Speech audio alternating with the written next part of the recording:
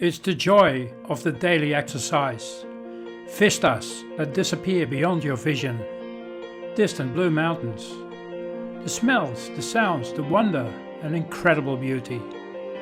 It's about descending for 25 k's after a hard climb. It's about falling in love with my bike and the good taste of a rough cowboy coffee in a plastic mug. Reading a few pages in a good book before sleep takes hold. Finding water in the desert. Seeing a bald eagle in flight. An osprey cruising over a river in the north. Jackrabbits scooting away in the deserts of the south. Yelling at two black bears that ran away. Seeing coyotes, elk, deer, antelopes, raccoons, a bobcat, rattlesnakes and a young male moose feeding in a shallow pond in Montana.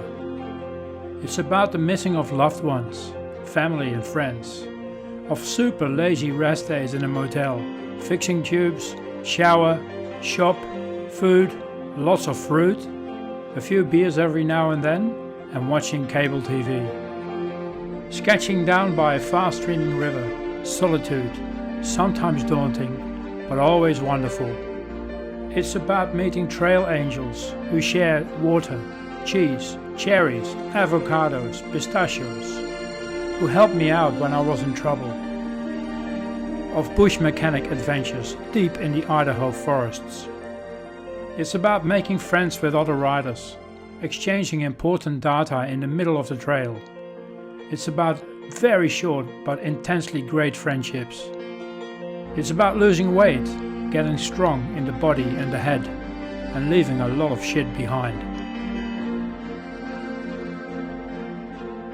This is the story of a long dirt bike ride in the United States and a bit in Canada back in 2019.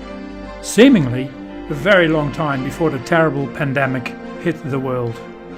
Bomba, born in 2019, and myself, born in the late 50s of last century, started in Albuquerque, New Mexico and rode to the Mexican border on the Sierra Vista in Arizona.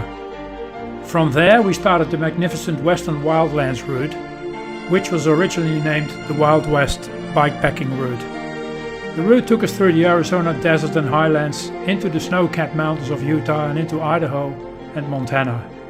In Ketchum, Idaho, we started the Idaho Hot Springs mountain bike route. Back on the WWR, we rode through more stunning forests, crossed wild rivers, battled high altitude plateaus and everywhere found fantastic campsites. Into the northern part of the journey we spotted a wolverine that was spotting us from the sagebrush at the side of the trail. With time on our hands we rode from the Canadian border back into the States, but a broken cog meant a detour to Whitefish, Montana, and after having to wait for spare parts, a planned ride into Glacier National Park had to be abandoned. Back at the border we crossed into Canada and finally stopped the journey at a hut of the Canadian Alpine Club at Elk Lake, high up in the Canadian Rockies.